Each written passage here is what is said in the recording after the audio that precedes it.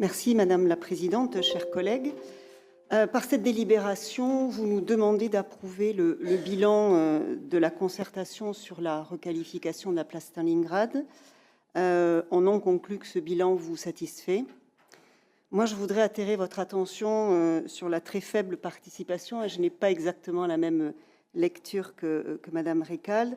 C'est une très très faible participation, seulement en fait 86 personnes qui ont contribué sur le site internet, seulement 31 personnes qui se sont déplacées à l'unique réunion publique, 5 commerçants seulement sur une zone qui est quand même très commerçante, et 0 contribution sur le registre de la cité municipale, également 0 contribution sur le registre de la mairie de quartier, qui est pourtant un lieu de proximité par excellence.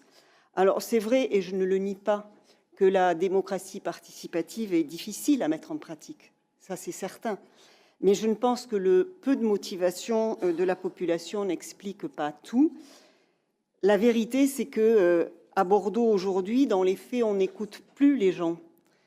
On n'écoute pas leur avis sur les projets qui leur sont, enfin en tous les cas, qui les concernent, et ils ne sont pas pris en compte. Je vais donner un exemple pour ceux qui sont peut-être un peu plus éloignés de la réalité bordelaise, mais on a eu quand même plusieurs cas, dont notamment dans un quartier, le quartier de Codéran. Pardon, madame, mais nous sommes au Conseil de métropole. Mais en même temps, on est sur la place Stalingrad qui est à Bordeaux. Oui, mais donc, là, vous êtes en train de dévier un petit peu le sujet pour aborder des thématiques qui pourraient être abordées en Conseil de la ville. Ils le sont également. Ils le sont, ne vous inquiétez pas. Mais juste une chose pour mettre en parallèle, en fait, je ne vais pas citer tous les exemples, mais ça permet de mettre en parallèle les résultats de cette concertation et le fait que quand il y a une pétition qui requiert 4700 signataires, on n'en tient pas compte. Or là, avec simplement 122 personnes au total qui participent, on voudrait en tirer une conclusion et on voudrait surtout considérer et obtenir notre approbation à partir d'un échantillon qui est extrêmement faible. Et pour moi, ce n'est ni raisonnable ni acceptable. Et si vous regardez au fond de vous, je sais que vous êtes conscient que ce n'est pas raisonnable non plus de tirer une conséquence sur si peu de participation.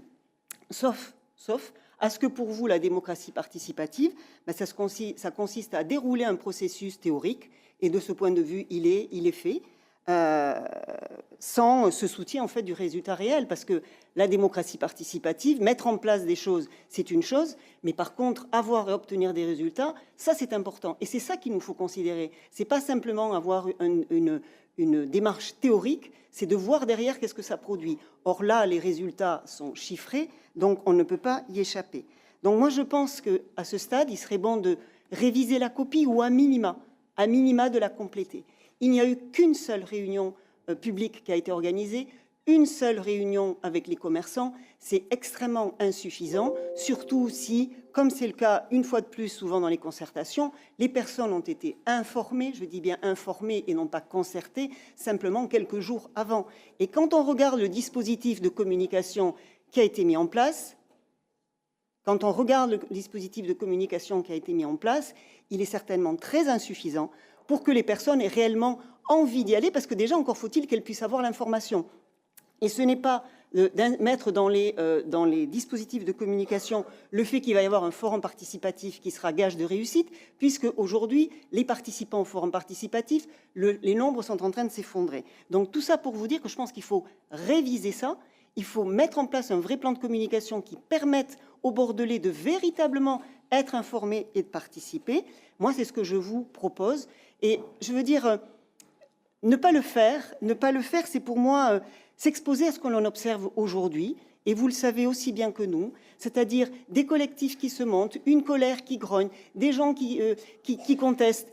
Et je crois que ni vous, ni nous, ni moi n'avons envie que ça se renouvelle. Donc je pense que si on peut éviter ça, ça sera bien.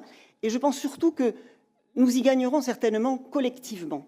Collectivement, nous gagnerions à ça. Voilà, je vous remercie de votre attention. Merci, madame. Monsieur